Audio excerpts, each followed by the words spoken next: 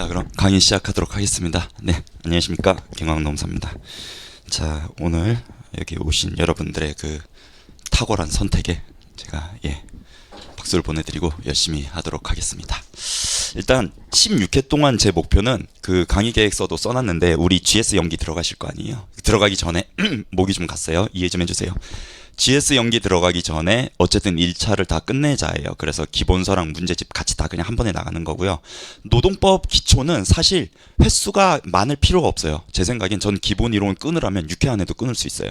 근데 조금 뭐라 해야 되지? 제가 원래 말이 좀 빠른 편이기도 하고 처음에 들으시는 분들이 잘 이해를 못하는 부분도 있기 때문에 조금 횟수를 늘려가지고 8회 8회 정도로 나눠놓고 있어요. 근데 문제집은 여러분들이 평일에 풀어오셔야 되는데 이거는 제가 1번부터 끝번까지 다 풀진 않을 거예요. 골라가면서 풀이를 할 거예요. 그래서 중간에 여러분들이 나 이거는 이해가 안 되는 문제인데 왜 그냥 넘어가지 하면 저한테 쉬는 시간에 와서 말씀을 주셔야 돼요. 그럼 제가 다시 실강생분들은 그거를 설명을 드릴 거예요. 한 절반 정도 푸신다고 생각을 하시면 돼요.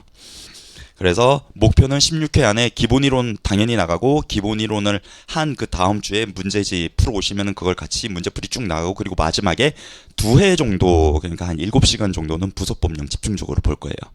그래서 한번 쫙 돌려놓고 1차 이제 대충 알겠다. 모의고사 봐도 한 7, 80 나올 수 있는 정도 만들어 놓은 상태에서 GS 들어가시면 나중에 1차 노동법 가지고 뭐 고민 안 하셔도 되고 그 문제집에 틀렸던 지문들, 틀렸다고 체크해 놓은 지문들이나 뭐 거기에 이제 잘 이해가 안 되는 지문들만 체킹해 놓고 나중에 그것만 돌리셔도 점수는 어느 정도 나와요. 그리고 마지막에 뭐 특강 이런 걸로 정리하시면 뭐 그럼 충분하지 않을까 생각됩니다. 자, 일단 보시면 먼저 우리 시험 출제 범위 어떻게 되는지 봐야 되죠. 총론이 있어요. 우리 책 앞에도 총론이 있고요. 총론은 총 6개 파트예요. 법원, ILO, 역사, 헌법 이렇게 총 6개 파트에서 나와요. 항상 여기서 두 문제, 네 문제가 골라 나오는 거고요. 24년도부터 우리 문항수가 40문제로 늘어나고 나서부터 총론의 난이도가 굉장히 올라갔어요. 제일 올라간 부분이 어디냐면 여기예요. ILO에 우리 비준한 협약이 있거든요. 우리나라가 ILO에서 나온 여러 조항 중에 비준한 협약이 있는데 그게 뭐냐라고 묻는 게 나오는데 완전 지엽적인 거예요. 근데 그걸 한 문제씩 내더라고요. 계속. 그래서 보긴 볼 거예요. 보긴 볼 건데 그거는 사실은 어느 정도는 때려 맞춰야 되지 않냐. 그래서 우리는 이거를 한 80% 정도만 완성해 놓고 나머지 20%는 운에 맡기는 방법으로 외우셔야 돼요.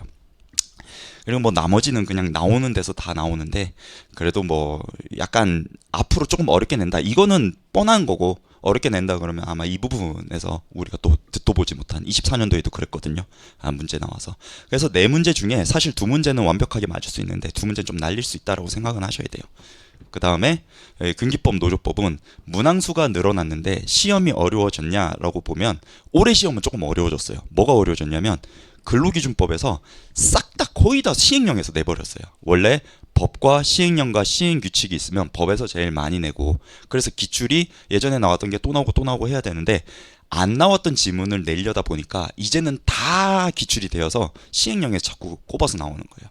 그래서 그 난이도가 올라가서 이제는 근로기준법을 시행령까지는 봐야 된다라는 건데 노조법은 쉬웠어요 올해. 근데 24년도에는 그럼 어땠냐? 24년도에는 오히려 근기법은 약간 평이했는데 노조법이 어렵게 나왔었어요. 그러니까 노조법에서 시행령을 굉장히 많이 냈었고 그 다음에 24년도는 여기가 완전 어려웠거든요. 부속법령. 요 16문제. 이게 24년도 거 이게 25년도 거 기출문항 문항수인데 여기가 어렵게 나왔었어요. 굉장히 어렵게 나와서 여기서 많이 틀려가지고 노조법 점수가 굉장히 안 나왔었거든요. 근데 25년도 들어서 다시 조금 쉽게 나오긴 했어요. 쉽게 나오긴 했는데 그건 아마 쉽게 나왔다기보다 24년도에 확 뒤어서 강사들이 범위를 쫙 넓혀 놓으니까 그 안에서 대충 다 걸려드는 것 같아요. 그런 거 좀 주의하셔야 돼요. 그래서 문항수를 보면 노원 부속법령은 총 10개의 법령인데 한 문제 한 법률당 한 법령당 한 2문제씩 나온다 생각하시면 되고 아직까지는 난이도가 높진 않다. 그냥 기존에 하던 대로 하면 된다라는 거고 제가 그냥 하라는 것만 하면 된다.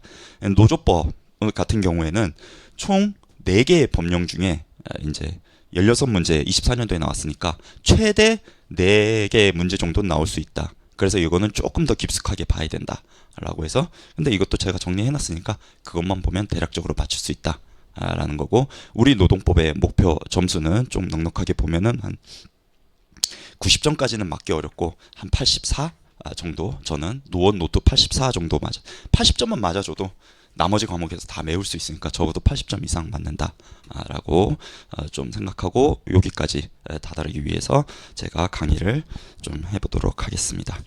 100점을 맞으려면 막 시행령까지 싹 다 외워야 돼서 그것까지는 사실 어렵습니다. 자, 그래서 이렇게 시험 문제 나오고 있다라는 거 일단 알려드리고, 자, 그럼 총론부터 봐야 되는데, 일단 노동법을 처음 접하시는 분들, 물론 이제 직장 다니시는 분들은 노동법을 배우진 않았어도 노동법을 경험해 보긴 하셨을 거예요. 우리 사방에 깔린 게 이제 노동법이 적용되는 어떤 사실관계들이거든요. 그래서 그 중에 하나로 우리가 노동법을 왜 배우는지 알기 위해서 설명을 좀 드리면, 갑과 을이 많이 등장할 거예요. 1차에서도 많이 등장하고 2차에서도 많이 등장해요. 갑이 이제 사용자고 을이 근로자라고 치면은, 갑은 뭐 예를 들어서 저희 노무법인 신영이라고 할게요. 제가 운영하는 법인이 노무법인 신영입니다. 예. 노무법인 신영이라는 곳이고요. 예. 여러분 나중에 합격해서 원서도 넣어주시고 하시면 됩니다. 네. 노무법인 신영이라는 곳에서 수습노무사를 이제 뽑았어요. 여기 합격을 해서 제가 수습노무사를 뽑았습니다. 그래서 수습노무사로 들어와서 제가 이렇게 얘기해요. 우리 수습 때는 워라벨 이런 거 포기해. 그냥 열심히 해야 돼. 지금 수습 때 많이 올라와야 되는 거니까 일이 많다고 생각하지 말고 열심히 해줘 라고 제가 근로계약서를 쓰는데, 어떻게 쓰냐면 일주일에 주 6일 근로하고 하루에 12시간 근로하고 내가 월급은 100만 원을 줄게 라고 계약서를 쓰자고 내밀었어요. 쓰실래요? 이거 법적으로 되는 거예요, 안 되는 거예요? 안 된다고 생각을 하시죠.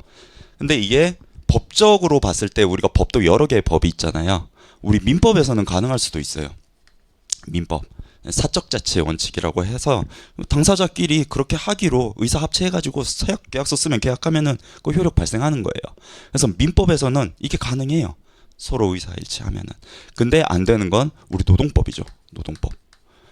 아니 내가 그렇게 하겠다는데 라고 해서 쓰면은 민법적으로는 효력이 있어요. 자, 여러분 나중에 합격하시고 나시면 아실 거예요. 수습처 구하기가 생각보다 만만치는 않아요. 물론 잘 구하시는 분들 잘 구하시기도 하고 노무법인이 많기도 하고 하긴 하지만 잘 안 구해지는 부분도 있어요, 진짜로. 왜냐면 요즘은 워낙 많이 뽑다 보니까 노무법인에서 수습노무사를 그렇게 다 채용을 할 수가 없는 상황이 왔어요. 거기다가 요즘 챗GPT나 노트북 LM이나 조금만 돌려보면 수습노무사들을 할 일이 걔네들이 다 해줘요. 그러니까 더 노무법인은 니즈가 없어질 수가 있어요. 그러니까 원래 한 3명씩 뽑던 거 1명밖에 안 뽑고 되고 이러는 거예요. 그러다 보니까 자리가 없으니까 저는 이 계약이라도 할래요. 내가 원해서 한다고요 라고 해서 쓰는 사람이 있어요. 실제 있어요. 있는데 그렇게 원해서 썼다고 하더라도 민법에서는 괜찮지만 노동법에서는 안 되는 거예요. 나중에 이렇게 써놓고 수습기간 끝나고 노동청 달려가가지고 최저임금 위반으로 걸면 다 걸리는 거예요. 뭐 어쨌든 이게 민법에서는 가능한데 노동법에서는 불가능하다. 왜? 민법은 갑과 을의 관계를 이런 그림으로 보거든요. 그러니까 동등한 지위에서 이 계약서를 썼다라고 봐요. 하지만 노동법에서는 이런 그림으로 봐요. 을이 이렇게 쓸 수밖에 없을 정도로 너한테 경제적 종속성이 있다. 이걸 가지고 종속관계라고 그러거든요. 계속 나올 거예요. 종속관계이기 때문에 아무리 당사자가 그렇게 합의해서 쓴다고 그래도 이 을이 정말로 자유로운 의사로 저렇게 썼냐? 이거는 다시 한번 생각해 볼 문제다라는 거예요. 경제적으로 열악한 지위에 있는 자를 보호해 주는 게 민법에는 없어요. 그래서 계속 이런 식으로 해서 얘만 배가 부르고 여기는 계속 배가 고프고, 그러니까 이 경제적 불평등을 막아야겠다라고 해서 노동법이 만들어졌고요. 그래서 노동법은 최저 기준을 설정해 줍니다. 적정 기준은 설정해 주지 못해요. 회사마다 다 사정이 다르잖아요. 회사 규모도 다르고. 그래서 적정 기준은 안 되고 최저 기준은 설정을 해줘요. 그래서 야, 일주일에 40시간을 넘기지 마. 40시간 넘기지 마. 40시간 혹시나 너 넘기잖아? 그럼 너 그때부터 1.5배 지급해야 돼. 그것마저도 52시간 너 넘기지 마 라고 제안을 합니다. 그 다음에 월급도 뭐 올해 기준으로 하면은 210만 원 이상은 줘. 그래야 최저 생활이 돼. 이 이상 못 줄 거면 너 사람 쓰지 마 라는 거예요. 그래서 얘가 막아줍니다. 너네 그림이 잘못됐어. 요렇게 생각을 해야 되고, 요렇게 생각했을 때에는 이 열악한 지위에 있는 근로자를 보호할 필요가 있어. 우리가 최저 기준을 만들어줄게 라는 거예요. 그래서 만들어줬어요. 근데 이 수습노무사가 곰곰이 생각을 해봤어요. 지금 하는 게 막 자문사를 자기가 한 50개씩 쳐내고, 급여 관리도 한 10개 하고, 막 노동사건도 자기가 막 따라다니면서 서면 다 쓰고 있어. 아 근데 내가 지금 최저임금 받으면서 일하는 게 맞아? 라는 생각이 드는 거예요. 근데 법에서는 최저만 지켜주잖아요. 그 최저만 지켜주니까, 아니 난 내가 일하는 게 한 500만 원어치 하는 것 같은데 500만 원 주세요 할 수가 없는 거예요. 법에 그렇게 안 적혀 있으니까. 그래서 어떤 게 또 생겨요? 그러니까 노동법에서는 적정 기준을 맞춰주기 위해 또 다른 힘을 줘야겠다. 그래서 집단권을 줍니다. 그래서 집단법, 그러니까 우리 근로 3권, 단결권, 단체 교섭권, 단체 행동권, 노조를 만들 수 있는 힘을 줘요. 노조를 만들 수 있는 힘을 주고, 적정 기준에 다다른 임금을 주지 않으면 파업을 할 수 있는 힘도 줘요. 그렇게 해서 집단법이 만들어졌고, 우리 개별법, 근로기준법과 같은 개별법이 적정 기준을 따라가지 못하는 걸 집단법을 통해서 보완을 시켜줄 수 있도록 법의 체계를 잡습니다. 그러니까 노동법이 어디 하늘에서 뚝 하고 떨어지진 않죠.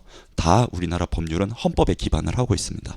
그래서 우리 노동법은 헌법 32조와 헌법 33조, 뭐 34조도 있긴 한데, 그거는 뭐 우리 과목이랑은 상관이 없으니까, 사회보험 쪽이니까 32조와 33조에서 파생을 합니다.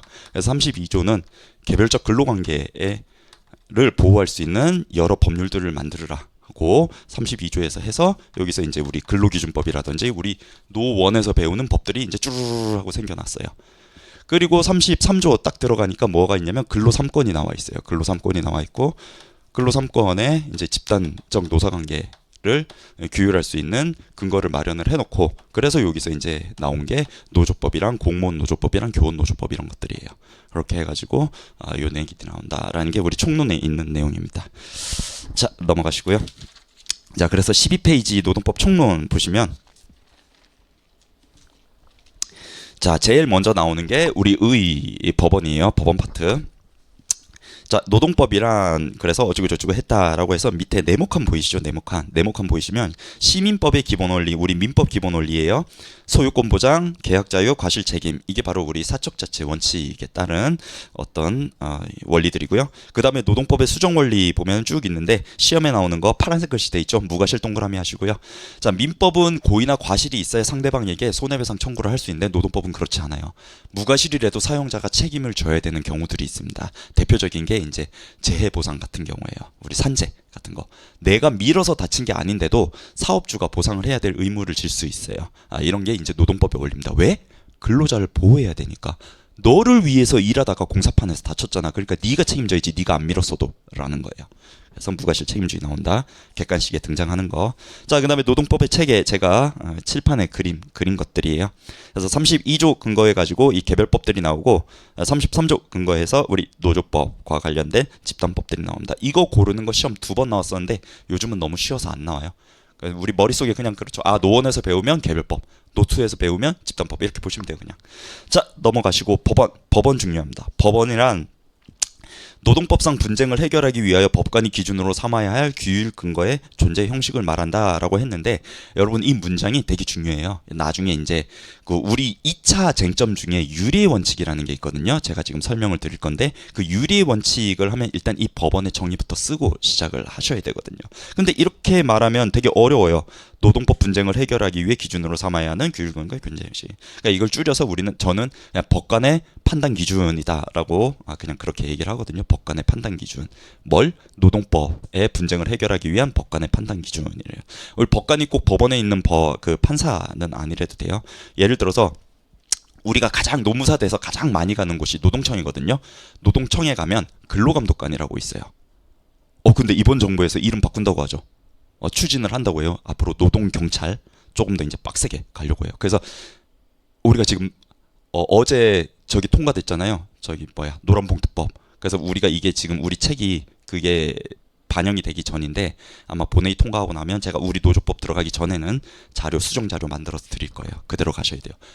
올해 바뀌었으니까 당연히 내년 시험에 100% 출제가 되겠죠. 노란봉투법 그거 관련돼서 설명을 드릴 거고, 근로기준법도 바뀔 수 있어요. 근로감독관 규정을 떼서 법으로 따로 만든다고 하니까 뭐 명칭도 바뀌고 그리고 우리 지금 또 시행되는 게 4.5일제 도입한다고 지금, 그리고 포괄임금제 깨놓는다고 근로시간 개편하는 거, 그것도 지금 진행 중인 거 있고, 그 다음에 우리 노동법은, 근로기준법은 5인 미만 사업장 굉장히 많이 빠져요. 중요한 게.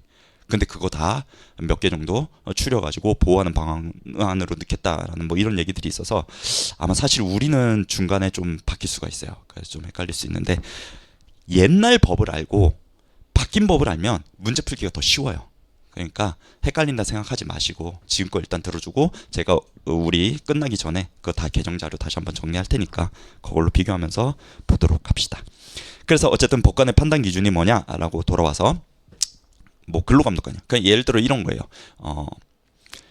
자동차 딜러예요. 제가 예를 많이 드는 거 자동차 딜러예요. 자동차 딜러인데 계약서를 썼어요. 자동차 회사랑 뭐 벤츠사예요. 벤츠사랑 계약서를 썼어. 나는 벤츠 E클래스를 한 대 팔 때마다 100만 원씩 받겠다라는 계약서를 썼어요. 근데 내가 이번 달에 세 대를 팔았는데 200만 원만 준 거예요. 그러면 회사는 100만 원을 더 줘야 되죠. 근데 안 주고 있어요. 그러면 어디를 갈 수 있어요? 이 딜러는 노동청을 갈 수 있어요. 뭘 걸 수 있어요? 임금 체불을 걸 수 있어요. 그래서 나 300 받아야 되는데 200 받았어. 100만 원 더 주세요. 라고 노동청 가서 얘기를 하면 감독관이 회사 불러요. 야, 왜 300 줘야 되는데 왜 200 줬어? 라고 얘기할 수 있는 거. 그래서 100 더 줘. 라고 명령할 수 있는 거. 뭐를 근거로 한 거예요? 근로계약서를 근거로 한 거예요. 근로계약서에 그렇게 써져 있으니까. 그럼 그 근로계약서는 뭐냐? 법원이에요. 법관의 판단 기준, 근로감독관의 판단 기준이 되는 거예요. 분쟁이 발생했을 때. 그게 법원이에요. 법원. 근로계약서. 만약에 예를 들어서 근로계약서에 뭐 여름휴가 5일 주도록, 혹은 취업규칙, 우리가 나중에 보겠지만 취업규칙에 여름휴가 5일 주도록 써 있는데 여름휴가를 3일밖에 안 줬어. 어디로 가요? 노동청으로 가요. 그래서 이틀 더 줘. 얘기할 수 있는 근거는 뭐? 근로계약서예요. 올해 최저임금이 10,000원이 넘어요. 1030원이죠. 내년엔 조금 더 올라가고 1030원인데 나 10,000원씩 받으면서 일하고 있어요. 그래서 나 30원 차익 더 주세요. 어디로 가요? 노동청으로 가요. 그러면 감독관이 얘기해요. 야, 사용자 너 얘한테 30원씩 더 줘. 쳐가지고 시급 30원씩 더 줘. 뭘 근거로 얘기하는 거예요? 최저임금법을 근거로 얘기하는 거예요. 그럼 최저임금법은 뭐예요? 법원이에요. 그래서 그 법원이 뭐냐라고 봤을 때에는 우리 헌법을 비롯한 법, 그 다음에 국제조약, 비준한 국제조약, 그 다음에 자치규범들이 있어요. 그래서 법원인 거는 누구나 알고 있어요. 헌법, 그 다음에 법률. 근데 중요한 건 법률이랑 비준된 우리 조약, 국제조약 이런 것도 있고, 그 다음에 중요한 게 이제 자치규범이에요. 자치규범에 대해서 지금 얘기를 하려고 하는 거예요. 자치규범은 단체협약, 취업규칙, 근로계약. 자, 근로계약부터 얘기하면, 근로계약 아시죠? 우리 어디 뭐 아르바이트를 하던 어딜 가던 근로계약서 쓰잖아요. 그게 근로계약이에요. 근로계약은 뭐예요? 사용자랑 근로자랑 1대1로 체결하는 계약이에요. 얘랑 나랑 1대1로 체결. 그러니까 난 신영의 대표, 노무법인 신영의 수습노무사, 그럼 우리 둘이 쓰는 거 그게 근로계약이에요. 나랑 둘이 체결한 거. 취업규칙은 뭐냐? 노무법인 신영에 딱 갔는데 노무법인 신영에서 김광훈 노무사가 뭐 책 한 권을 딱 줘요. 1조부터 한 100조까지 있어. 딱 보니까 우리 회사는 채용할 때 이런 서류 내야 되고, 들어와서 이럴 때는 징계 대상이 되며, 우리 회사는 이런 복지제도가 있고, 뭐 이렇게 우리 회사의 어떤 인사 관련 규정들이 쫙 적혀 있어요. 이 책은 이 사람한테만 적용되는 거예요? 우리 신영의 전부 노무사들, 다른 노무사들까지 전부 적용되는 거예요? 전부 적용되는 거예요. 그게 취업규칙이에요. 그러니까 우리 회사의 인사와 관련된 어떤 내용들인데 전 직원한테 적용되는 거. 그거를 원래 한 명 한 명한테 이만큼 해가지고 근로계약서에 다 담아서 주기에는 너무 많으니까 공통적인 걸 다 뽑아낸 거예요. 계약서에는 이 사람한테만 적용될 내용이 있는 거고, 그걸 다 뽑아내고 그 공통적으로 적용되는 하나의 책으로 있는 거예요. 그게 취업규칙이에요. 인사규정이라고도 부르고요. 뭐 내규라고도 부르고, 뭐 명칭은 상관없어요. 취업규칙이고, 이거는 사용자랑 누구랑 전체 근로자한테 적용되는 거예요. 전체 근로자한테 적용되는 거예요. 전체 근로자. 자, 단체 협약은 뭐냐? 단체 협약이라는 게 만들어지려면 그 사업장에 노동조합이라는 집단이 있어야 돼요. 노동조합만 단체 협약이라는 걸 만들 수 있어요. 어떨 때 만들어지냐? 이 취업 규칙의 수준이 너무 떨어질 때 만들어져요. 너무 불공평할 때. 취업 규칙의 어떤 딱 여러 번의 취업 규칙의 여러 조항들이 너무 내가 생각했을 때 너무 최저 기준이다. 이거는 우리가 일한 만큼의 어떤 대우를 받지 못하는 기준들이다. 너무 개떡같아. 라고 할 때 노동조합이 결성이 되고 노동조합이 취업 규칙보다 더 업그레이드된 어떤 근로 조건을 체결하는 거예요. 그래서 막 취업 규칙 열어보니까 우리는 연차 휴가만 딱 주고 뭐 여름 휴가도 없고 리프레시 휴가도 없고 뭐 이런 것도 없는 거예요. 근데 우리는 직원들은 정말 고생하기 때문에 그런 게 꼭 필요해. 그럼 노조 만들어. 그 다음에 요구하는 거예요. 리프레시 휴가도 주고 여름 휴가도 주고 겨울 휴가도 주고 우리 이런 거 있으면 좋겠다. 근데 사용자가 다 들어줘요? 다 들어주진 않아요.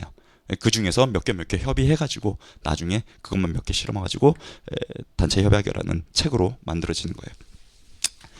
그러면 이 단체 협약은 누구에게만 적용되냐? 사용자랑 노조에게만 적용이 되는 거죠. 노조의 조합원.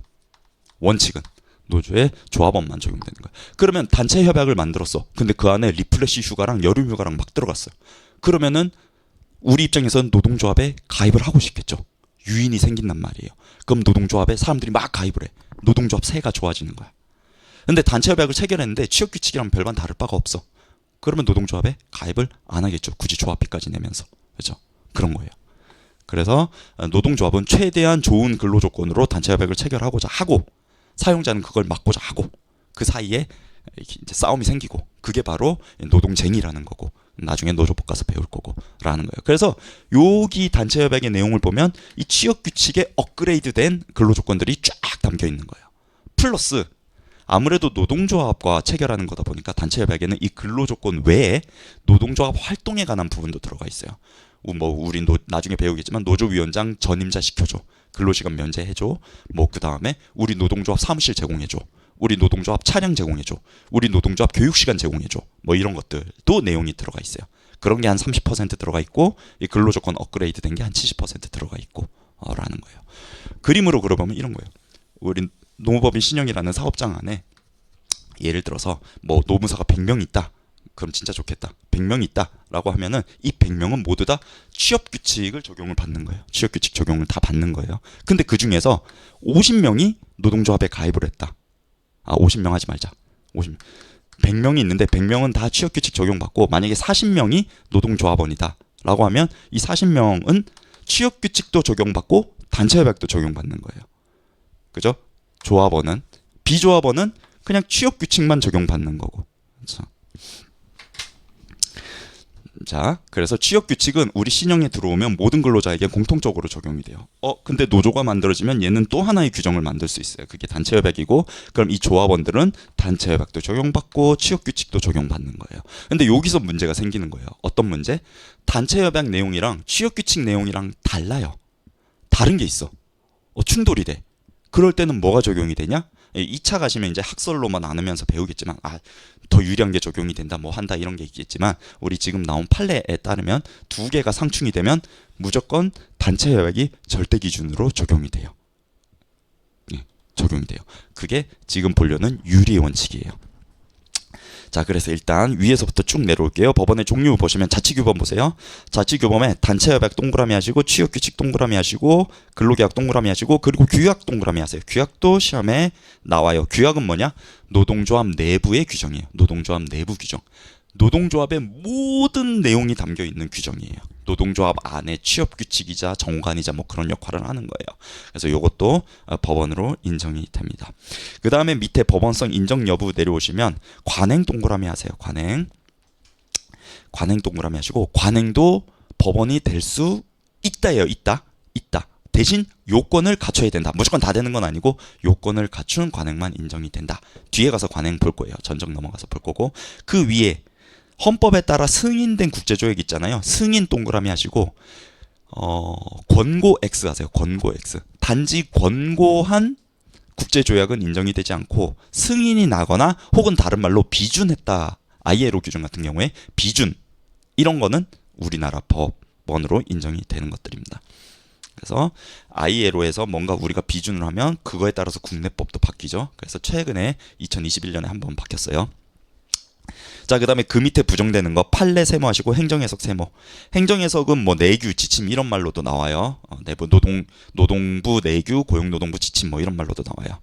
그래서 판례나 행정해석은 우리 법원이 되지 않아요. 왜냐면 우리나라는 성문법 국가이기 때문이에요. 성문법 국가. 영국이나 미국처럼 불문법 국가가 아니기 때문에 판례나 행정해석은 법원으로 쓰이지 않아요. 근데 실제로 여러분들 노동청 가면 판례나 행정해석에 따라 나중에 노무사 돼서 가시면은 다 그걸로 판단해요. 근데 우리 시험 문제 풀 때는 안 들어간다. 자, 그리고 법원의 경합 볼게요. 상위법 우선의 원칙이 있어요. 그래서 만약에 법이 근로기준법이 헌법에 위반됐다. 그러면 그 근로기준법 조항은 무효예요. 왜? 상위법이 우선 적용되기 때문이에요. 그래서 상위규범, 상위법 우선의 원칙이 있고요. 그 다음에 신법 우선의 원칙. 법이 이렇게 있었는데 25년도에 개정이 됐어요. 그러면 당연히 옛날 법이 아니라 최근 법이 적용이 되겠죠. 이게 신법 우선의 원칙이에요. 몇 가지 나와요. 신법 우선의 원칙은 꼭 법에만 적용되는 게 아니에요. 우리 취업규칙 같은 규정에도 적용되는 거예요. 24년도에 A조항이었는데 25년도에 A조항에서 B조항으로 바뀌었어요. 그럼 B조항이 적용되는 거지 A조항이 적용되는 게 아니에요. 자, 그 다음에 특별법 우선의 원칙은 뭐 공무원도 있고 선원도 있는데 공무원도 노동법 적용받거든요. 근로자거든요. 근데 공무원은 공무원법이 있어요. 그래서 공무원법을 먼저 적용받고 그 다음에 거기 없는 거 근로기준법 적용받고 거기도 없는 거 민법 적용받는 거예요. 선원도 마찬가지예요. 선원법이 따로 있어요. 그래서 거기에 근로조건, 근로기준이 나와 있거든요. 그래서 선원법 먼저 적용받고 선원법에 없는 거 근로기준법 적용받고 이렇게 특정한 어떤 집단에 먼저 적용되는 법, 그걸 특별법이라 그래요. 그래서 특별법이 먼저 적용된다. 그 다음에 유리원칙 발표하시오. 발표하시고 제가 순서를 적어놨잖아요. 자, 이거는 여러분 2차 가서도 굉장히 중요한 건데 순서는 이래요. 단체협약이 1등이고요. 취업규칙이 2등이고 근로계약이 3등이에요. 이게 순서대로 적은 거예요. 헌법이 제일 위에 있고 법률이 그 밑에 있고 그 밑에 자치규범인데 자치규범 다시 단체협약, 취업규칙, 근로계약 순이에요. 그러니까 요 세 개가 상충되면 뭐가 제일 먼저? 단체협약이 제일 먼저 적용되고 두 번째 취업규칙이 적용되고 세 번째 근로계약이 맨 꼴찌로 적용이 되는 거예요. 요렇게 세 개가 달랄 때. 자, 근데 예를 들어서 취업규칙에는 뭐 연차 15개다 적혀 있는데 우리 사장이랑 근로계약 체결할 때 휴가 더 달라고 쫄라가지고 여기 20개를 받아냈어. 근로계약서에는. 자, 그러면 순서가 1, 2, 3이니까 20개라 적어도 15개가 여전히 적용되냐? 이때 작동되는 게 유리의 원칙이에요. 노동법은 근로자를 위한 법이기 때문에 더 유리하면 그거 먼저 적용시켜줘야 돼라는 거예요. 그래서 만약에 순서는 1, 2, 3이지만 상충이 되지 않으면 1, 2, 3으로 적용이 되겠지만 만약에 이렇게 상충되는 조항이 있다라고 하면 근로자한테 더 유리한 걸 적용시켜주라는 거예요. 그래서 얘네 둘 썼는데 얘가 더 유리해. 그러면 얘가 적용되는 거고요. 얘네 둘 썼는데 얘가 더 유리해. 그럼 얘가 적용되는 거예요. 그런데 여기서 그럼 단체협약에 연차 15개인데 근로계약에 20개 썼다. 이거 어떻게 해야 돼? 라는 건데 이때는 만약에 사람이 조합원이면 단체협약은 절대 기준으로 본다라는 거예요. 근로자한테 유리한 걸 더 적용시켜주는 게 합리적이지 않아요? 그건 합리성을 따지는 거고 우리 법은 합리성을 따지는 게 아니라 단체협약을 만약에 우리가 절대 기준으로 삼지 않으면 더 밑에 유리한 조항들을 만듦으로써 근로자의 노동조합 탈퇴를 이끈다라는 거예요. 그런 부당노동 행위가 잦아질 수 있다라는 거예요. 그런 취지에서 너가 어차피 감수하고 단체협약 노동조합 가입했으니까 단체협약은 무조건 최우선적으로 적용이 돼야 된다라고 얘기를 하는 거예요. 그게 이제 절대 기준의 논리 중에 하나예요. 근데 상식적으로 이해가 안 될 수도 있는데 또 다른 상식적으로 접근을 하면 노동조합이 미치지 않은 이상 취업규칙보다 떨어지는 근로조건을 체결할까요? 안 해요. 네. 이런 경우는 굉장히 흔치 않은 케이스예요. 단체협약은 항상 최상위의 근로조건이 담겨 있어요. 굉장히 예외적인 경우예요. 그러니까 그런 우려는 별로 하실 필요가 없어요. 어쨌든 얘는 절대 기준이고 얘네보다 더 유리하건 불리하건 최우선적으로 적용된다라는 거예요. 얘네 둘 사이에만 유리의 원칙이 왔다 갔다 할 수 있다라는 거 알겠어요. 그래서 거기 유리 원칙, 하위의 법원이 상위의 법원보다 근로자에게 유리할 경우 하위의 법원이 그대로 효력을 발생하고 상위의 법원 적용되지 않는 거. 그 밑에 이게 판례예요. 단체 협약에 대해 하순위의 근로계약이나 취업규칙이 해당 근로자에게 더 유리한 경우 유리 원칙이 적용되는지 견해 대립이 있는데 일부 판례에서 밑줄 변경된 단체 협약이 취업규칙보다 불리하더라도 유리의 원칙을 배제하고 우선 적용해야 한다고 판시한 바 있음이 있어요. 얘네 둘과의 관계인데 어떤 일이었냐면 이런 거예요. 이 사업장에 노조가 있어요. 근로자들도 있는데 이 사업장에 너무 무단결근이 많은 거예요. 너무 무단결근이 많아. 그래서 회사가 이거를 바로잡고 싶어. 그래서 노조위원장이랑 딜했어. 노조위원장 딜해서 뭐 하나 좋은 조건 내주면서 우리 무단결근은 좀 빡시게 바꾸자. 라고 해서 원래 단체 협약이랑 취업 규칙이랑 둘 다 무단결근이 징계 사유로 되어 있고 해고 사유로 되어 있고 해고 사유에 원래 둘 다 무단결근 7일이면 해고라고 적혀 있었어요. 근데 노조위원장이랑 회사 대표랑 딜 해가지고 이걸 빡시게 바꿨어. 무단결근 5일이면 해고되는 걸로. 어느 게 더 좋은 거예요? 근로자한테? 이게 더 유리한 거죠. 이게 더 유리한 거죠. 얘만 나쁘게 바꾼 거예요. 그런데 진짜 무단결근 5일한 사람이 나타난 거예요. 그러니까 단체 협약에 따라 해고를 했죠. 그러니까 이 근로자가 소송을 걸었죠. 부당해고 구제 신청부터 올라갔어요. 올라가죠. 뭐? 이 근로자의 논거는 취업 규칙이 여전히 7일로 되어 있기 때문에 나는 더 유리한 유리의 원칙을 적용해서 이걸 적용받아야 된다. 그러니까 이 해고는 무효다라고 간 거고 사용자 입장에서는 단체 협약은 절대 기준이다. 나는 노조위원장이랑 딜해서 이거 받아낸 거야. 그래서 절대 기준인 5일이 먼저 적용돼야 된다. 둘이 붙었는데 누가 이겼다? 회사가 이겼다. 이거 안 바꿨어도 얘가 절대 기준이기 때문에 이거 먼저 적용돼야 된다. 근데 거기에 좀 디테일하게 들어가면 사실 이런 내용은 있어요. 우리 나중에 취업규칙 배우겠지만 취업규칙도 과반수 노조가 있으면 과반수 노조위원장이 사인해서 바꿀 수 있거든요. 그럼 사실 이거 바꿀 때 이걸 또 바꿀 수 있었는데 그냥 냅둔 거예요. 그냥 요거. 근데 어쨌든 노조위원장의 의사에 따라서 둘 다 바뀔 수 있는 거란 말이에요. 어쨌든 우리는 표면적인 것만 보고 법리를 봐야 되기 때문에 이렇게 보면은 얘가 더 불리해도 단체협약 절대 기준이다. 판례가 있으니까 그렇게 간다라는 거예요. 근데 나중에 2차 푸실 때에는 여러분들이 썰을 쓰시고 꼭 판례에 따른 결론을 안 내려도 돼요. 저게도 나는 이게 더 유리하다고 이게 맞다고 생각해라고 하면 이 논리를 쓰시면 되는 거예요. 뭐 이제 나온 책 중에 우리가 대표적으로 요즘은 교과서 안 보고 2차를 강사저로 다 끝내잖아요. 워낙 잘 정리가 되어 있으니까. 근데 교수님 저 중에 유명한 게 두 권을 뽑으려면 임종률 교수님 책이랑 김영배 교수님 책이거든요. 근데 임종률 교수님 책은 요걸 따르고 있어요. 근데 김영배 교수님 책은 이걸 따르고 있어요. 유리의 원칙을 따르고 있어요. 그럼 내가 그 논리가 맞다 생각하면 그걸 적으면 되는 거예요. 나중에 1차는 정답이 있지만 자 넘어가시고 자 노동법의 역사 여기도 한 문제가 나오죠. 아주 골 때리게 애우셔야 되는데 이거를 전부 다 애우실 필요는 없고 기출이 된 거 설명드릴게요. 자 영국에서는 뭐가 나왔었냐면 그냥 영국이 노동법이 빨리 발달한 이유는 최초로 발달한 이유는 산업혁명 때문이다. 요 문장이 나왔었어요. 맞는 지문이에요. 맞는 지문. 그래서 그냥 그 옆에 산업혁명 쓰세요. 산업혁명. 그러니까 산업혁명 때문에 영국은 노동법이 빨리 발달했다. 빨리 발달했다. 최초로 발달했다. 자, 그 다음에 독일은 제가 파란색으로 써놨죠. 바이마르 헌법. 최초로 단결권을 명문으로 보장했다. 바이마르 헌법. 최초로 단결권을 명문으로 보장했다. 나오면은 바이마르 헌법이에요. 독일에서 나오면 그거 하나 가지고 이제 미국이죠. 미국에서 다수가 출제돼요. 미국에서 다수. 근데 제가 쭉 적어놨잖아요. 셔먼법, 클레이튼, 노리스, 와그너, 테프트, 랜드럼 이렇게 적어놨잖아요. 이게 역사 순서거든요. 아직 미국에서는 이 순서가 나온 적이 없어요. 우리 기출에. 근데 저는 한 번은 우리 이 법의 순서대로 적어라가 나올 수 있을 것 같아요. 제정된 순서대로 적어라. 근데 보시면 미국 법은 이건 총론은 그냥 생판 암기예요. 생판 암기 다. 자, 근데 미국을 보시면 이런 거예요. 그냥 이렇게 노조 활동을 굉장히 해줬다가 완화시켜줬다가 노조 활동 잘하게 자유롭게 했다가 다시 노동조합을 쪼우기 시작해요. 이 정점에 있는 게 이제 와그너법이에요.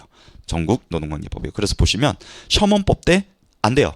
단결권이 안 돼. 그러니까 단결이 안 돼. 안 되다가 클레이튼법 와서 클레이튼법은 사실 노동법이라기보다 독점금지법이거든요. 독점금지법.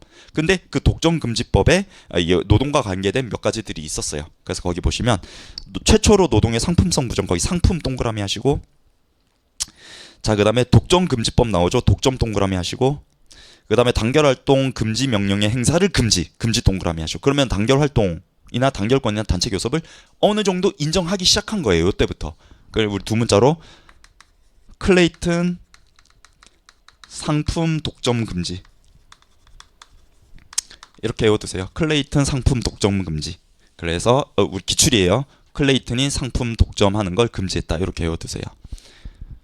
클레이튼이 누구냐면 지금 LA 다저스에 있는 투수 있어요. 우리 류현진 뛸 때랑 같이 한 완전 에이스인데 지금 많이 죽었죠.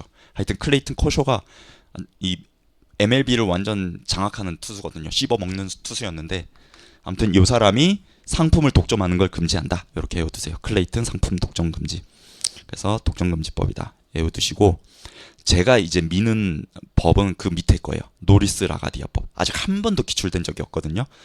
노리스 라가디아법 보면 그 클레이튼보다 조금 더 노동조합 활동을 인정을 해줘요. 더 인정해줘요. 그래서 거기 보시면 사용자의 간섭 없이 밑줄 단결할 수 있는 자유를 가질 거. 그 다음에 환경계약. 우리 나중에 배울 거거든요. 우리나라 법에도 있어요. 우리나라 노조법에도 81조 1항 2호에 있어요. 비열계약이라고도 부르고요. 환경계약을 위법으로 규정했습니다. 저는 이게 한 번은 나올 것 같아요. 환경계약 또는 우리 뭐 비열계약을 위법으로 규정했다. 이게 노리스 라가디아법. 노리스 라가디아법. 자, 그 다음에 와서 이제 중요한 게 와그너법과 테프트-하틀리법인데 와그너법에서 가장 노조한테 강력한 힘을 줬던 법이에요. 여기가 이제 절정에 이르는 거예요. 절정에 이르는. 그래서 거기 보시면 부당노동행위 신설했고 단결권, 단체교섭권, 단체행동권을 명문화했고 그 다음에 클로즈드 샵을 인정했어요. 클로즈드 샵. 샵 조항이 있어요. 샵 조항. 우리나라 말로 하면 단결 강제 조항이에요. 조금 더 다르게 얘기하면 가입 강제 조항, 노조 가입 강제 조항이에요. 가입 강제 조항. 잘 부러지네. 노조 가입을 강제하는 조항을 샵 조항이라 그래요. 샵 조항이라 그래요. 샵 조항은 우리가 시험에서 봐야 될 게 3개 정도 있어요. 클로즈드 샵. 클로즈드 샵 있고 그 다음에 오픈샵부터 해야겠다. 오픈샵 있고 그 다음에 클로즈드 샵 있고 그 다음에 우리 유니온 샵 있고 이렇게 3개가 있어요. 클로즈드 샵, 유니온 샵. S가 있어. 그래서 오픈샵은 뭐냐면 제한을 두지 않는 거예요. 누구나 우리 회사에 입사할 수 있다. 이 숍 조항이 뭐냐면 우리 회사에 입사하는 걸 조건으로 뭘 거는 거예요. 그걸 연계시켜가지고 그래서 오픈샵은 뭐냐면 누구든지 우리 회사에 입사할 수 있어 라는 거예요. 클로즈드 샵은 뭐냐면 노동조합, 조합원만 우리 회사에 입사할 수 있어. 우리 노조는 기업별 노조만 있는 게 아니거든요. 산업별 노조라는 것도 있거든요. 그러면 우리 회사 직원이 아니더라도 노동조합에 가입할 수 있어요. 거기에 미리 가입한 사람만 우리 회사 들어올 수 있어. 그래서 우리 회사 들어오고 싶으면 저기 민주노총 어디 가입하고 들어와. 요거. 유니온 샵은 일단 입사해. 입사하고 며칠 이내 무조건 노동조합에 가입해야 돼. 이게 유니온 샵이에요. 클로즈드가 더 세요? 유니온이 더 세요? 클로즈드가 더 센 거죠. 닫힌 사업장. 열린 사업장, 닫힌 사업장. 얘는 조직 사업장. 그래서 들어와서 조직에 가입해라는 거죠. 그래서 유니온 샵. 우리나라는 배우겠지만 유니온 샵이 일정 요건 하에서 허용이 되고 있어요. 클로즈드 샵은 우리나라는 별로 없어요. 왜냐면 우리나라나 일본은 거의 대다수가 기업별 노조기 때문이에요. 거의 대다수가 산별 노조가 아니라. 근데 유럽이나 미국을 가면 다 산별 노조예요. 다 산별 노조. 그러니까 클로즈드 샵이 있을 수 있는 거예요. 우리나라도 없는 건 아닌데 어쨌든 이런 것들이다. 자, 그래서 클로즈드 샵이래요. 그러니까 와그너법이 가장 강성이었던 때예요. 거기 스펠링이 잘못됐는데 내셔널 레이버에서 E가 아니라 O예요. 죄송해요. 레이버 릴레이션 액트. 그래서 영문으로 나오기도 해요. 영문으로. 그래서 전국 노동관계법 해서 이렇게 나오기도 합니다. 자, 그래서 와그너법에 가장 강력했다가 너무 노조 힘이 세진 거예요. 그래서 테프트-하틀리에 살짝 좁니다. 다시 살짝 줘요. 그래서 거기 보시면 테프트-하틀리는 노동조합의 부당노동 행위를 규제하기 시작했고요. 그 다음에 유니온 샵을 인정했어요. 그래서 이렇게 세졌다가 와그너법에서 정점을 찍고 다시 이거 너무 풀어줬는데 다시 쪼기 시작하는 거예요. 자, 거기서 우리나라는 노동조합 부당노동 행위를 제재하지 않아요. 우리나라는 사용자만 부당노동 행위 주체가 돼요. 근데 미국은 노동조합도 부당노동 행위 주체가 돼요. 미국, 그러니까 이것도 객관식에 나와요. 그래서 이거 두 개를 두 문자로 와그러테유 이렇게 외워두세요. 와그러테유. 그래서 와그너법은 클로즈드 샵, 와그러테유. 그 다음에 테프트-하틀리는 유니온 샵, 와그러테유. 시험에 벌써 3번인가 나왔어요. 와그러테유. 바꿔서 내요. 바꿔서. 그러니까 유니온샵이 와그너법에 가 있고 혹은 오픈샵이 막 중간에 들어와 있고 막 그래요. 와 그렇대요. 외워두셔야 돼요. 그 다음에 랜드런 그린핀법은 노조회계 공개법인데요. 노동조합 내에 부정부패를 방지하기 위해 만들어진 법이에요. 그래서 거기 랜드 동그라미 하시고 노동조합 내잖아요. 내 동그라미 하시고 어떤 랜드 안에 포함한 그냥 그렇게라도 외우세요. 노동조합 내 부정부패 방지. 그래서 더 쪼기 시작한다. 라고 해서 제가 봤을 때는 이 연도 한 번 나올 수 있고 지금까지 안 나왔으니까 그 다음에 지금까지 안 나온 게 노리스 라가디아인데 한 번 환경계약이랑 엮어서 나올 가능성이 있지 않냐.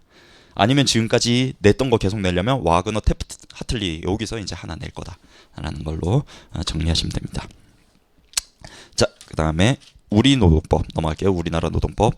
자, 1948년에 재헌헌법이 제정이 됐어요. 최초 헌법이죠. 최초 헌법. 지금이랑은 내용이 좀 달라요.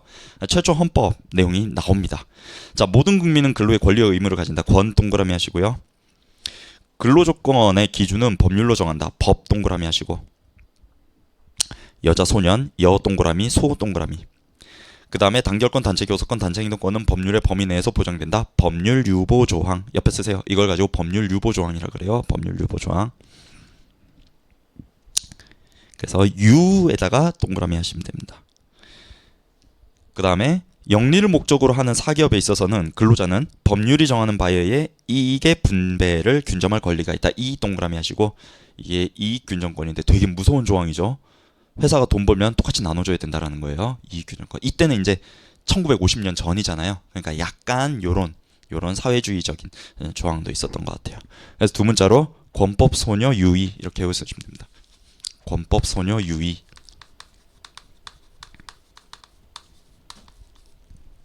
유의 아시죠? 유의. 나만 아는 건 아니죠. 예, 유의. 옛날 사람이 유의, 권법 소녀 유의 이렇게 외워두시면 돼요. 여기서 시험에 또 자주 나오는 게 권법소녀 유의도 나오지만 저거 근로 3권은 48년 재헌헌법에 있었다 없었다? 있었다. 법률유보 조항 있었다. 그거 시험에 나와요. 자, 그 다음부터 우리나라 역사. 총론에서 틀리게 내려면 여기서 내면 돼요. 여기서 우리나라 역사. 와, 그래서 일단 53년에 노동법이 제정된 건 알고 계셔야 돼요. 53년에 바로 노동법이 제정이 됐고 그때는 노동조합법이 두 개로 나눠져 있었어요. 근로기준법, 노동조합법, 노동쟁의조정법. 지금은 노동조합 및 노동관계조정법 이렇게 합쳐졌는데 옛날엔 나눠져 있었어요. 그 다음에 노동위원회법. 이걸 노동사법이라고 하고 시험 문제 내면 하나 더 껴넣겠죠. 자, 1953년에 제정된 노동법률이 아닌 것은 하면서 내겠죠. 여기서 그 요 4개 외워두시고 두 번째 노동쟁의조정법 안에 있는 내용 문제가 나왔었어요. 언제? 24년도에. 대부분 틀렸어요. 이걸 어떻게 알아? 저도 이거 한참 찾았어요. 이건 몰라. 이건 틀리라고 낸 거예요. 근데 거기 파란색 쟁행위 민사 면책 조항은 53년도 노동쟁의조정법에 있었다. 이게 기지문이었거든요. 이걸 어떻게 맞추라는 거야? 있었어요. 이런 건 찍으셔야 되는 거예요. 이거 어떻게 외워요? 그리고 그 밑에 건 나올 수 있어요. 부당노동 행위가 우리나라도 옛날에는 사용자와 노동조합 모두 규제한 적이 있다. 모두 동그라미. 53년도에는 모두 규제했었다. 부당노동 행위를. 자, 그 다음에 직벌주의 동그라미 하시고 이때 부당노동 행위는 직벌주의였다. 우리 이제 직벌주의와 원상회복주의 많이 나올 거거든요. 직벌주의는 뭐냐면 그 조항 위반했을 때의 벌칙 조항이 있는 거예요. 그게 직벌주의예요. 벌칙 조항이 있는 거. 벌칙조. 옛날에는 부당노동행위 위반하면 몇 년 이하의 징역, 몇 천만 원 이하의 벌금. 요게 있었던 거예요. 좀 이따 나올 원상회복주의는 뭐냐면 벌칙이 없어요. 벌칙은 없는데 뭐가 있냐면 노동위원회 구제 신청할 수 있는 제도가 있는 거예요. 그게 원상회복주의예요. 원상회복주의예요. 자, 밑으로 내려가셔서 63년 거기 밑줄 하세요. 노동조합법, 노사협의회 설치 규정 밑줄 하시고 지금은 노사협의회법이 따로 있어요. 근로자 참여 및 협력 증진에 관한 법률이라고 따로 있는데 이때는 노조법 내에 노사협의회 규정이 있었어요. 그게 시험에 2번 나왔고 그 다음에 그 밑에 복수노조 제한규정 신설 복수노조 제한규정이 있었다. 이게 24년도 기출이에요. 24년도 기출. 이것도 어떻게 맞추라는 거야. 이거는. 그리고 그 밑에 보시면은 노동조합의 부당노동 행위 규정이 삭제됐고요. 그리고 원상회복주의. 이렇게 원상회복주의로 바뀌었어요. 원상회복주의로 바뀌었어요. 그다음에 산재법 제정은 올해 이재명 정부가 지금부터 계속 요즘 뉴스에 계속 나오죠. 산업재해에 대해서 중대재해처벌에 대해서 계속 얘기하고 있어요. 시험 문제도 반영이 될 것 같아요. 63년도에 지금까지 출제된 적 없지만 산재법 제정 언제 됐냐? 63년도에 됐다. 아 이거 사법 문제에서 나올라나? 아 사법 문제에서 나올 확률이 더 높다. 예, 그냥 사법 문제 나올 때 그때 공부하세요. 자 넘어가시고 80년 중요합니다. 제5공화국이라고도 나와요. 워낙 중요하니까 5공화국이라고도 나오고 연도로도 나오고요. 어느 때인지는 알고 계시죠? 자 노사협의회법이 제정됐고요. 이때 노조법에서 분리돼서 나왔고요. 그 다음에 노조 형태를 기업별 노조로 제한했어요. 그 다음에 유니온샵 규정을 폐지했어요. 다 뭐 어떤 조항들이에요? 노동조합한테 안 좋은 조항들이에요. 단결권을 막는 시대였어요. 이때는 군사정권으로 다 막는 시대였어요. 그래서 이때 난리가 났었잖아요. 이때. 자 그런데 딴 건 알겠는데 노사협의법 제정되면 노조 힘이 약화되나요? 그냥 이렇게 생각하세요. 맞진 않지만 노사협의회는 근로자위원회랑 사용자위원회랑 협의해서 틀어져봤자 파업권이 없어요. 그러니까 오히려 이걸 강화시켜서 노조의 발생 확률을 줄이는 방향으로 갈 수도 있다라고 그냥 생각을 하시라는 거예요. 그냥 그렇게 그래야 안 해오고 그냥 보면 아니까. 그 다음에 82년 산안법 제정. 이건 시험에 한 번도 나온 적이 없는데 이거야말로 중대재해처벌법이랑 연계가 된 거니까 한 번은 나올 수 있지 않을까 싶어요. 82년도에 산안법이 제정이 됐다라는 거죠. 자, 그 다음에 86년도에 두 번째 거. 부당노동 행위가 원상회복주의와 직벌주의 모두 채택했다. 자, 객관식 문제 이렇게 나와요. 부당노동 행위는 직벌주의를 택한 적이 있었다. 맞고요. 원상회복주의로 택한 적이 있었다. 이것도 맞고요. 둘 다 채택하고 있다. 이것도 맞는 거예요. 그러니까 과거에는 직벌주의였다. 원상회복주의였다. 지금은 둘 다 하고 있는 거예요. 그래서 부당노동 행위하면 2년 이하의 징역 2천만 원 이하의 벌금을 처함과 동시에 노동위원회 구제 신청도 가능해요. 지금은 둘 다 있어요. 부당해고는 아니에요. 부당해고는 직벌주의는 아니에요. 벌칙은 없어요. 그냥 원상회복주의만 있어요. 노동위원회 가서 구제 신청만 할 수 있는 거예요. 나중에 표로 볼 거예요. 자, 그 다음에 87년도 이때도 민주화운동이 전개됐던 시기죠. 그래서 80년도에 막아놨던 걸 많이 바꿔놓습니다. 다시 원상회복 시켜놓습니다. 그래서 기업별 노조 제한 규정을 삭제시키고요. 유니온샵이 다시 도입이 됐어요. 유니온샵이 다시 도입이 됐다. 두 개 알고 계시면 됩니다. 자, 그리고 97년도 보면 근로기준법이 제정이 되고 드디어 합쳐진 노동조합 및 노동관계조정법이 제정이 돼요. 자, 근데 이게 원래 개정이거든요. 근데 워낙 전면 개정이다 보니까 우리가 제정의 형식을 취해가지고 했어요. 그러니까 시험에 나오진 않았는데 개정이 됐다 이래 나오면 틀린 거예요. 제정이 된 거예요. 제정이 된 거. 자, 그 다음에 그 밑에는 우리 시험에 벌써 3번이나 나왔어요. 순서 적는 거예요. 파견, 파 동그라미, 교원, 교 동그라미, 공무원, 공 동그라미, 그 다음에 퇴직급여 건너뛰고 기간제 기 동그라미. 그래서 판교공기, 판교공기 이렇게 해보세요. 순서 판교공기. 세 번 나왔지. 죽어라고 네요. 근데 올해 나와서 아마 내년에 안 나올 거예요. 그냥 외워만 두세요. 네. 자, 그 다음에 최근 개정된 거. 이거 제정 24년도에 23년도인가 그때 나왔죠. 이것도 한 2번 나왔어요. 순서를 아시면 돼요. 순서 쭉 이렇게 보시면 됩니다. 그래서 내년에 만약에 우리 26년도에 노동법을 낸다라고 하면은 재헌헌법이 요즘 좀 건너뛰고 나왔기 때문에 재헌헌법 나올 수 있고 그 80년도와 87년도 다시 엮어서 시험에 한번 나올 수 있지 않을까 싶습니다. 산안법도 중요하고. 자, 넘어갈게요. ILO가 무조건 한 문제 나오죠. 요즘은 무조건 한 문제. 어디서? 그 오른쪽 17쪽에 있는 저거 중에 골라서 파란색으로 칠해놓은 게 바로 직전에 나왔던 거. 환장하죠. 이거 어떻게 다 외워요? 못 외워요. 자, 근데 요렇게 생각을 하셔야 돼요. 오른쪽에 있는 거는 만약에 정 찍어야 된다라고 하면 지금 우리가 공부하는 법에 있는 내용이다라고 하면은 얘가 비준을 했기 때문에 법에 있는 거예요. 그러니까 비준이 된 게 맞아요. 자, 왼쪽 넘어오셔서. 자, ILO는 뭐냐면 국제노동기구예요. 국제노동기구. 1919년에 설립이 됐습니다. 1919년 동그라미 하시고요. 자, 그 다음에 그 밑에 보시면 저것도 시험에 한번 나왔죠. 파리의 베르사유 평화조약의 노동 규정에 근거해 설립. 그래서 파리의 베르사유 평화조약도 밑줄하시고. 자, 필라델피아 선언. 이 선언이라는 게 뭐냐면 ILO 총회가 열리거든요. ILO 총회가 매년 열리면 거기서 3분의 2 이상이 채택을 하면 그게 선언이 돼요. 굉장히 어려워요. 근데 되게 유의미하게 됐던 선언입니다. 필라델피아 선언이라고 있고요. 밑에 보시면 1946년에 선언을 ILO 현장에 부록으로 첨가했다. 밑줄. 그러니까 이게 부록으로 첨가됐다라고도 객관식 시험에 나오고 ILO 헌장 뭐라고 나오더라? 뭐 뒷면에 붙어 있다? 아니 뒷면에 붙어 있다는 아닌데. 하여튼 뭐 부록과 비슷한 개념으로 말을 바꿔서 내요. 삽입이 되어 있다. 뭐 이런 식으로 나와요. 그다음에 그 밑에 두 문자로 선언의 주요 내용이에요. 상품, 노동은 상품이 아니다. 상 동그라미, 표현 결사의 자유는 진보의 표 동그라미, 그 다음에 일부 빈곤 빈 동그라미, 근로자 대표 대 동그라미. 그래서 상표 빈대 이렇게 해주세요. 상표 빈대. 필라델피아 선언은 상표 빈대다. 상표 빈대다. 오지선다에서 아닌 거 하나 싹 껴넣어서 나올 수 있겠죠. 상표 빈대.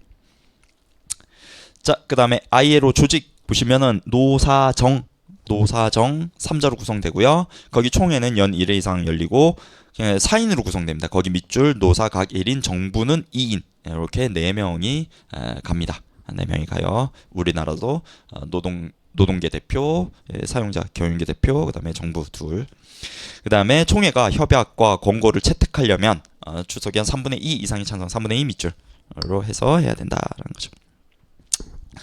자, 그 다음에 별표 ILO 기본협약 이 바로 요 옆에 있는 것입니다. 바로 옆에 있는 거. 우리 시험에 빈출 완전 빈출. 기본 협약은 다른 말로 핵심 협약이라고도 해요. 그래서 우리 시험 문제 객관식 지문에서 기본 협약 중 이러면서 나올 수도 있고 핵심 협약 중 이러면서 나올 수 있어요. 그래서 거기 핵심 협약 중에서 비준한 게 있고 미비준한 것도 있어요. 자, 그래서 거기 일단 비준한 거 먼저 보시면 취업 최저 연령의 연 동그라미,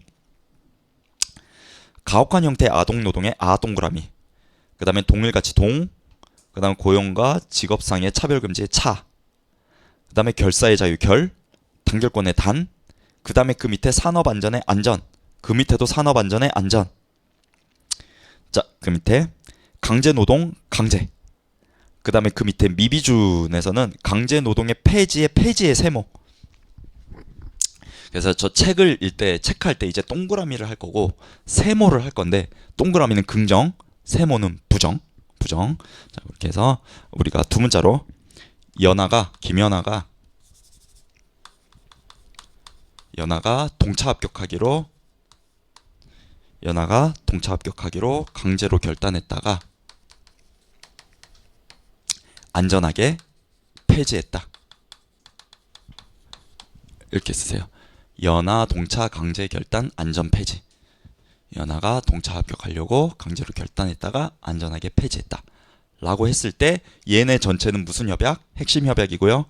핵심 협약에서 요 앞에는 비준, 뒤에는 미비준. 뭐가 중요해요? 당연히 미비준이 중요하죠. 원래 여기까지 미비준이었어. 여기까지 미비준이었는데 2021년에 ILO 비준 되면서 요렇게 요것만 이제 미비준으로 빠지고 나머지 다 비준을 했어요. 그래서 그때 법이 다 개정이 됐어요. 연하 동차 강제 결단 안전 폐지 이렇게 외워두시면 되고 시험 문제가 이렇게 나올 수 있어요. ILO 핵심 협약 중 비준한 조항이 아닌 것은, ILO 핵심 협약 중 미비준한 것은. 그러면 이 중에서 고르면 돼. 근데 핵심 협약 중이란 단어가 없어. 다음 중 ILO 협약 중 미비준한 것은, 이러면 얘밖에 안 나오겠지만 거의 비준한 것은 나왔을 때 ILO 협약 중 비준한 것은 핵심 협약이 아니라, 이럴 때는 오른쪽 걸 다 봐야 되는 거예요. 저는 틀리라고 하고 싶어요. 차라리 틀리라고 하고 싶은데 그냥 한 개씩 읽으면서 갈게요. 자, 실업에 관한 협약. 우리 실업급여 받고 있죠. 법으로 제정돼 있죠. 비준했죠. 했어요. 자, 그 다음에 최저임금 있죠. 일주 40시간 있죠. 있어요. 그런 거 있어요. 그 다음에 뭐 선언 이런 건 빼면 되고 다 폐지가 됐어요. 그 다음에 직업안정기간이 있거든요. 이게 고용센터, 여러분 실업급여 받는 데예요. 고용센터 같은 거 있고, 그 다음에 고용정책, 우리 고용정책법이 있고요. 밑에 보시면 근로자 대표, 우리 근로자 대표제도 근로기준법에서 하고 있어요. 그 다음에 밑에 보시면 인적자원에 있어서 직업지도와 훈련, 이것도 우리 직업안정법 가면 배우거든요. 직업지도 하고 있고요. 그 다음에 밑에 보시면은 남녀 평등 있어요. 남녀 평등, 우리 남녀 고평법으로 나와 있고, 그 밑에 장애인, 우리 장애인 고용법이 있고요. 그 밑에 성면도 우리 산안법에 들어와 있어요. 성면은 시험에 나왔어요. 한 2번인가 나왔어요. 그래서 그 정도는 그냥 이렇게 체코 우리나라 법에서 시행이 되고 있으니까 대충 비준한 게 맞겠구나 정도 생각하고 나머지는 운에 맡기시는 걸로. 자, 넘어갈게요. 그리고 총론은 지금 열심히 뭐 치라고 뭐 하고 하는데 여러분 내년 시험 보기 일주일 전까지 그냥 잊어버리고 있어도 돼요. 일주일 전부터 죽어라고 보셔야 되는 거예요. 그때까지는 근로기준법, 노조법 봐야 돼요. 왜냐면 그게 계속 2차까지 연계돼가지고 나오니까. 총론은 2차 시험에 나오는 데가 아니에요. 옛날엔 나왔어요. 지금 시험 범위에도 들어가고 옛날엔 나왔는데 법전을 나눠주고부터는 판례가 없는 문제는 시험 문제 나오지 않아요. 총론 나오지 않아요. 자, 헌법 32조 죽어라고 시험에 나옵니다. 이것도 엄청나게 나오죠. 자, 일단 두 문자 먼저 따고 그 다음에 시험에 나온 거 볼게요. 고용의 증진과 적정 임금의 보장 고 동그라미 하시고요. 그 다음에 최저임금제 최 동그라미. 그 다음에 민주주의 민 동그라미. 인간의 존엄성 존 동그라미. 그 다음에 여자의 여 동그라미. 연소자의 연 동그라미. 국가유공자의 국 동그라미. 첫 시간만 총론 때문에 조금 길어요. 좀 길게 갈게요. 그렇다고 둘째 시간부터 짧아지냐? 그것도 아닐 것 같긴 한데. 자, 연존 최고 국민력. 이 연현이라고 읽고 그러니까 현존 최고 국민력 이거 외우세요. 다음 중 헌법 32조에 명시된 내용이 아닌 것은 하면 현존 최고 국민력 고르시면 돼요. 현존 최고 국민력. 여기다가 뭘 섞어요? 여기다가 우리 아까 봤던 재헌헌법을 섞는 거예요. 여기다가 재헌헌법을 섞어요. 자, 현존 최고 국민력. 요거 일단 두 문자로 시험에 나온다. 자, 두 번째. 이제부터 잘 찾아오셔야 돼요. 자, 1항에 보시면 모든 국민은 근로의 권리 동그라미 하시고 2항 보시면 모든 국민은 근로의 의무 동그라미 하시고 헌법 32조에는 근로의 권리와 근로의 의무가 모두 명시돼 있다. 요거 나와요. 두 개. 요거 첫 번째. 자, 두 번째. 1항에 보시면 고용의 증진과 적정 임금 보장의 노력이죠. 의무가 아니에요. 거기 체크하세요. 그게 두 번째로 시험에 나오는 거예요. 체크하세요. 이렇게 나왔어요. 적정 임금 보장을 해야 된다. 이렇게 나왔어요. 아니에요. 적정 임금은 노력이고 그 뒤에 있는 최저 임금이 의무예요. 시행이죠. 최저 임금은 의무예요. 거기 밑줄하세요. 시행하여야 한다. 적정 임금 노력, 최저 임금 시행. 상식이잖아요. 상식. 근데 바꿔내면 틀려요. 시험장 가면 잘 안 보여요. 자, 그 밑에 모든 국민은 근로의 의무를 진다. 국가는 근로의 의무 밑줄. 이거를 뭘로 바꿔냈냐? 권리로 바꿔냈어요. 근로의 권리를 민주주의 원칙에 따라 법률로 정하는 게 아니라 근로의 의무를 민주주의 원칙에 따라 법률로 정하고 있습니다. 바꿔내고. 자, 그 밑에 여자의 근로는 특별한 보호를 받으며 슬래시 그 다음에 차별도 받지 않죠. 근데 그 밑에 연소자는 차별 내용이 없습니다. 연소자 옆에 차별 X. 연소자를 차별해서는 안 된다. 이런 거 없어요. 여성을 차별해서는 안 된다. 이게 그래서 남녀고평법이지 연소자 뭐 평등법 이런 거 없어요. 없어요. 연소자는 오히려 근로를 시키면 안 되죠. 안 되죠. 자, 그 밑에 국가유공자 상위군경 슬래시 전몰군경의 유가족. 자, 이거 어떻게 읽으면 안 돼요? 국가유공자의 유가족, 상위군경의 유가족, 전몰군경의 유가족 이렇게 읽는 게 아니에요. 이게 헌재까지 갔었어요. 국가유공자는 국가유공자, 상위군경은 상위군경, 그 다음에 전몰군경의 유가족 이렇게 읽어야 돼요. 아시겠죠? 그 다음에 그 밑에 옛날엔 자주 빈출됐던 거 우리 헌법 32조에는 장애인이나 고령자가 없습니다. 세모 이 중에 하나 나오는 거예요. 이 중에 하나 나와요. 자, 그 다음에 헌재 결정 볼게요. 외국인 근로자 제목에다 동그라미 하세요. 외국인 근로자 그냥 쉽게 애우세요. 일할 환경 동그라미. 환경? 외국인 근로자 보호해줄게. 근데 그 밑에 고용 증진을 위한 사회적 경제적 정책을 요구 정책 요구 세모. 외국인은 정책 요구할 수 없어. 우리나라에. 자, 그 다음에 최소한 동그라미. 최소한의 근로조건도 가능해 라는 거죠. 자, 일할 환경 제공해줘야 되고요. 최소한의 근로조건 해줘야 돼요. 하지만 정책 요구는 안 돼. 이게 외국인 근로자한테 인정되는 권리예요. 인정되는 권리. 자, 그 밑에 그러면 퇴직금제도 그 밑에는 국민이에요. 국민. 우리나라 국민은 어디까지 할 수 있냐? 고용 증진을 위한 사회적 경제적 정책을 요구할 수 있다. 정책 요구 동그라미. 우리나라 국민은 외국인이 아니라 우리나라 국민은 정책 요구할 수 있어요. 하지만 그 밑에 직장 존속 청구권 세모. 직장 존속 청구권. 직장 존속 청구권이 있는 건 아니야라는 거야. 야 국가야, 네가 내 직장 마련해줘. 우리 헌법 32조에 근로의 권리 있다며. 너가 내 직장까지 마련해줘야 되는 거야. 이건 아니라는 거야. 정책만 요구할 수 있는 거예요.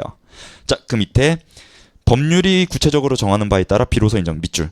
그래서 근로의 권리라고 적혀 있지만 그거는 그 헌법 조항에서 바로 도출이 될 수 있는 게 아니라 그걸 통해서 법을 만들고 그 법을 통해서 비로소 인정이 될 수 있는 거야 라는 거예요. 자, 그 밑에 그리고 그 법률은 누가 만들어요? 1차적으로 입법자 형성의 자유 밑줄. 1차적으로 입법자 형성의 자유에 있는 거야. 이게 뭔 사건이냐면 이거예요. 왜 1년 이상 일한 사람만 퇴직금 주냐? 10개월 이상 일한 사람도 일 똑같이 했는데 6개월 이상 일한 사람도 일 똑같이 했는데 왜 퇴직금을 1년 이상 일한 사람만 주냐라는 거야. 그거 가지고 들어간 거야. 그거 가지고 들어갔는데 그거는 뭐래요? 1차적으로 입법자의 형성의 자유다. 얘네들이 그 기준을 설정하기 위해 얼마나 많은 연구와 조사를 했겠냐. 그렇게 한 입법자의 의지를 우리는 존중을 해야 된다라는 거예요. 그렇죠? 근데 지금 법이 또 바뀌려고 하고 있죠.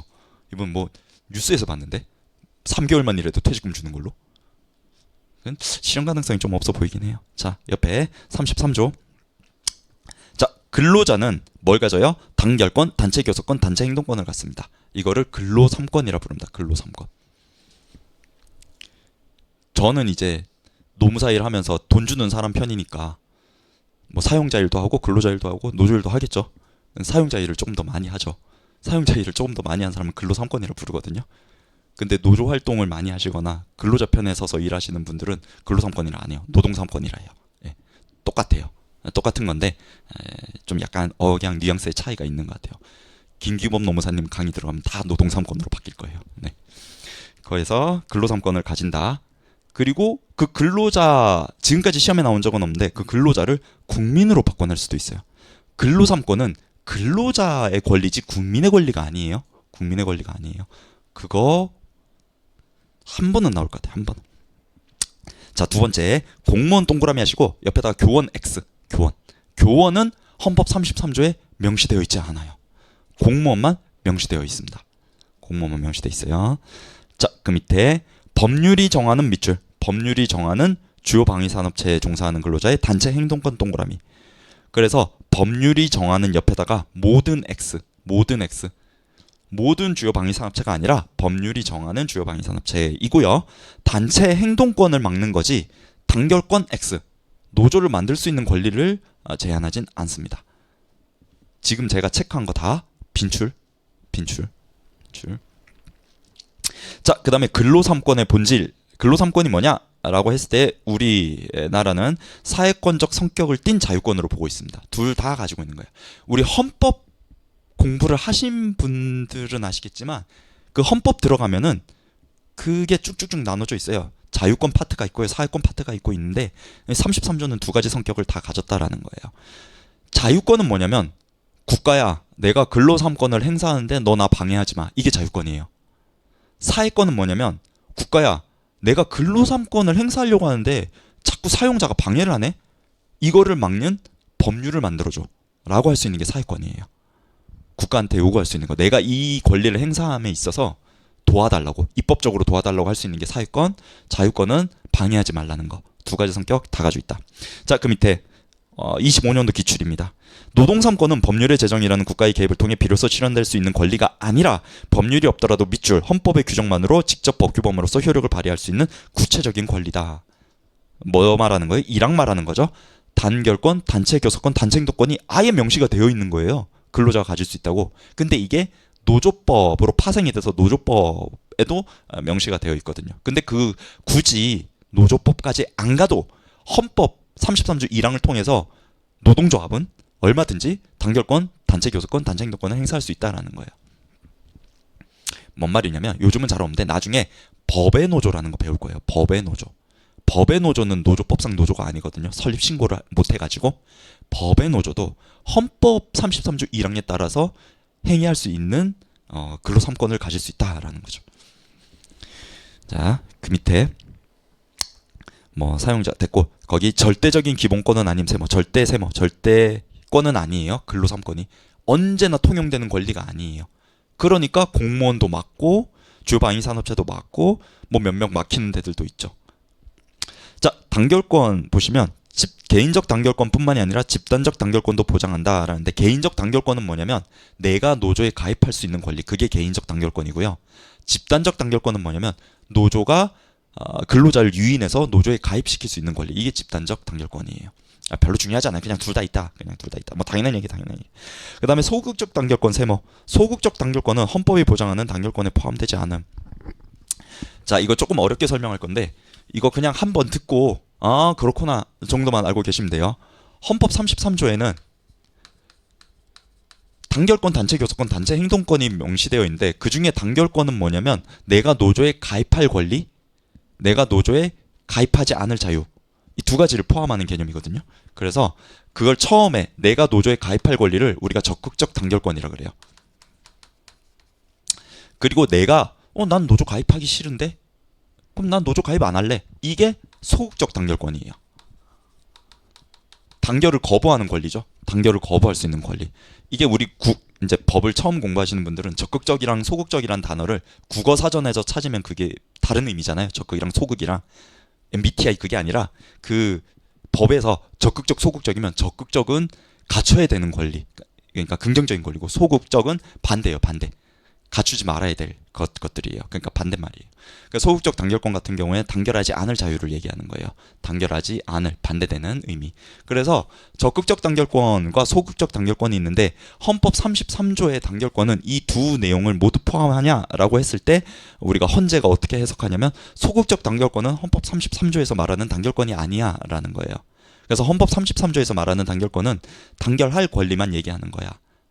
이게 뭐와 관련해서 중요하냐면 아까 말했던 샵 조항이랑 연결이 돼서 중요한 거예요. 이게 왜 필요해? 라고 했을 때 샵 조항 때문이에요. 그 얘가 더 세다라고 보고 있거든요. 얘가 더 중시되는 가치다라고 보고 있어요. 헌법재판소는. 자, 그래서 얘가 인정이 되고 얘가 인정이 안 되기 때문에 우리가 체결할 수 있는 게 바로 샵 조항이에요. 샵 조항. 단결 강제 조항이에요.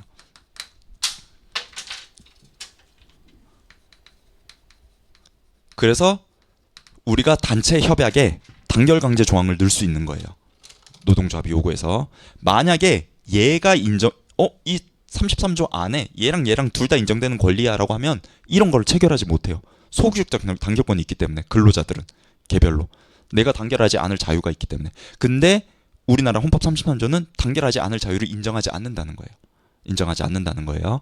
그래서 단결 강제 조항으로 갔을 때 적극적 단결권은 단결 강제 조항이 인정이 돼. 얘 때문에 이제 인정이 되는 거예요. 인정이 돼요.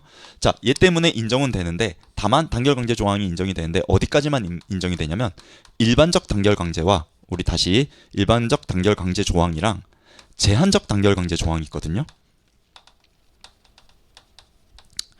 이거는 뭐에 따라 나누는 거냐면 단결 선택권에 따라 나누는 거예요. 단결 선택권이라고 하면 노조 선택권이에요. 어떤 사업장에 노무법인이라는 사업장에 들어갔는데 노무법인에 노조가 A 노조, B 노조, C 노조 있어요. 근데 단체 협약에 이렇게 써 있어요. 노무법인 신형 입사하면 수습 노무사는 노동조합에 무조건 가입해야 돼. 이거는 된다, 안 된다? 이거는 된다.